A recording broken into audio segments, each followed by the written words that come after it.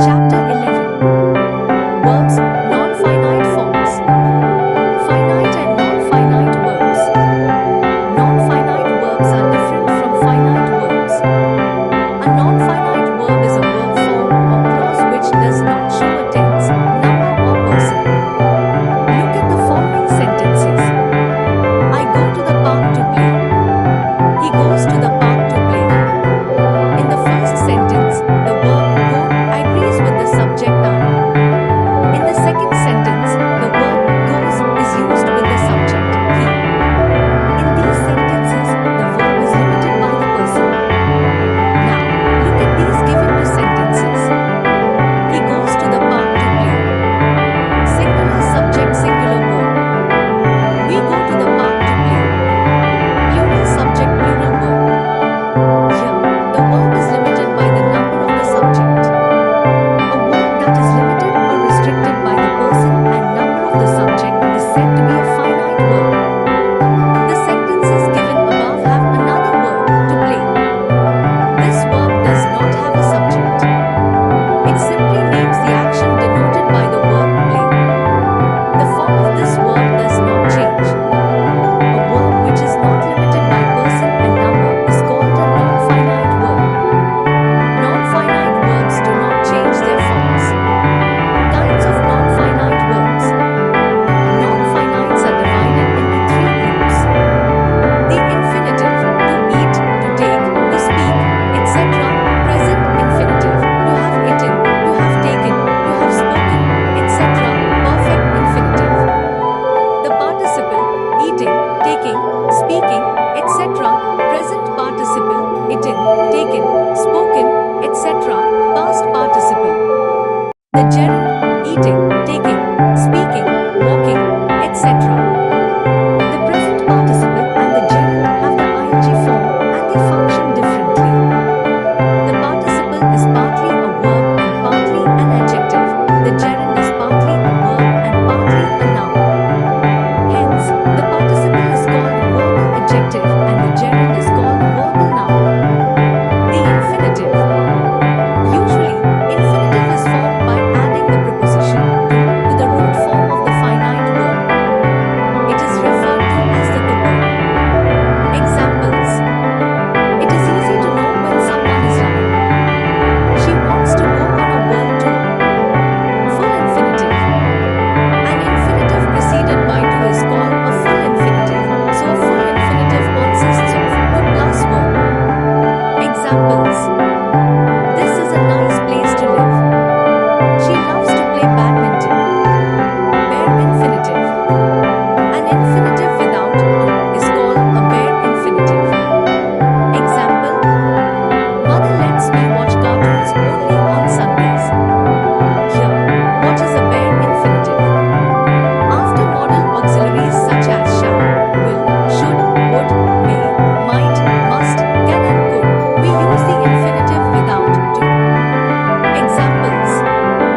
You shall accept the proposal. Is equal to you will be supposed to accept the proposal.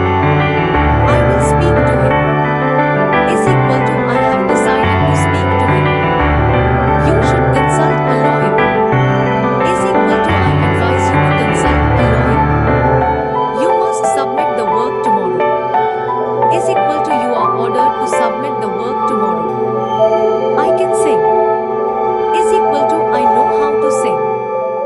Infinitive without to is used after the verbs such as let, make, bid, dare, need as well as after the verbs of perception, see, hear, watch, know, feel. Examples. Let me think a few moments. The doctor made me wait for more than 45 minutes. Bid her leave the campus. You dare not disobey the teachers. They need not waste their time. I saw him take away your wallet. They heard him speak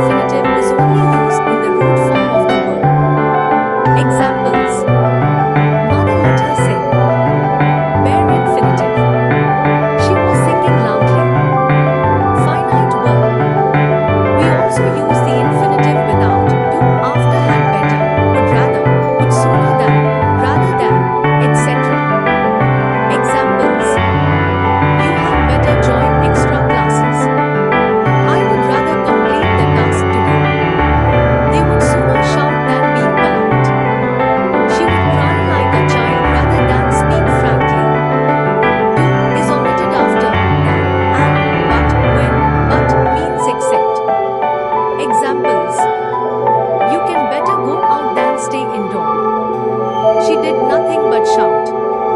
The use of the infinitive with the adverb do. Observe the given sentences carefully. Serve the given sentences carefully. This question is very difficult. I can't solve it orally. This question is so difficult that I can't solve it orally. We can express the same idea by using the to pattern. This question is too difficult to be solved orally. Joining pairs of sentences using infinitives. We can join a pair of sentences by using an infinitive. Observe the following sentences carefully. He has a large family. He must look after them. He has a large family to look after. We held a meeting. We wanted to discuss the targets for the upcoming year. We held a meeting to discuss the targets for the upcoming year. He collects old stamps. This is his hobby. His hobby is to collect old stamps. The entire team should work honestly. We would like that. We would like the entire team to work honestly. He has to support his family. He works hard for the reason. He works hard to support his family. The participle. A participle is a word derived from a verb that can be used as an adjective or to form certain verb forms. In other words, a participle is a verbal adjective. It looks like a verb but functions as an adjective. Examples. The firefighters could not enter the burning house. The crying baby was hungry. The hard-working postman worked diligently. Kinds of participles. The participle has three forms. Present participle, perfect participle, past participle. Present participle, verb plus ing. Examples. Opening the door, she went out hastily. I comforted the crying child. Past participle, verb plus ed or d or t or n or n. Examples. Aroused by the shouting, I went out to see what was happening. The beaten team left the field despondently. Perfect participle, having been plus past participle. Examples. Having said that, I will now point out the difference. Having completed his assignment, he switched on the TV. The perfect participle may also take the passive form. Examples. Having been bored, he stood away from the tiger's cage at the zoo. Having been defeated at chess, he decided to practice more. Present participle. Past participle. Takes ing form of the verb. Past participle form of the verb. Describes an incomplete action or state. Denotes a complete action or state. Active in form. Passive in form in case of transitive verb. Example. The fallen leaves cover the ground. Example. The injured bird could not fly. Besides being a verb, the participle is an adjective also.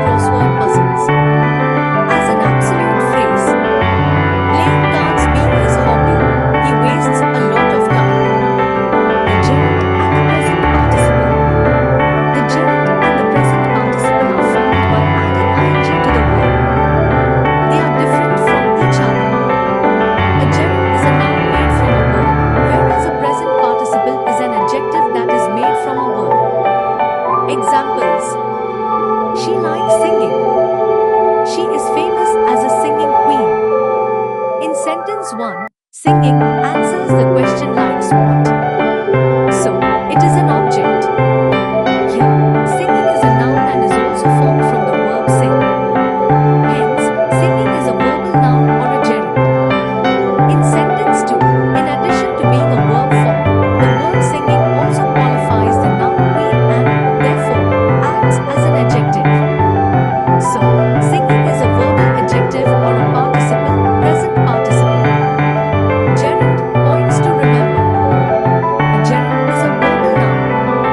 We can use articles a and the, possessive adjective my, your, etc., or words some, many, etc.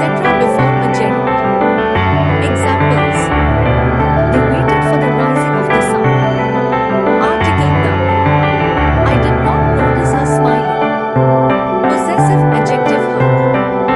Gerund can be used with their own adjectives. Examples: the frequent singing of the nightingale captivated everyone. His slow walking disturbed all of us. Gerund can have its own objects. Examples: teasing animals is a bad habit. We condemned her interrupting the matter.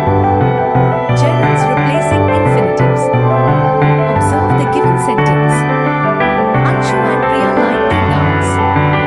The infinitive in this sentence can be replaced by a gerund as follows: Anshu and Priya like dancing. We can use either the infinitive or the gerund after these verbs: to begin, to start, to try, to learn, to propose, to love, to need, to intend, to continue, to remember, and so on. Certain carefulness. Observe the given sentence. My father was pleased at my brother scoring high marks.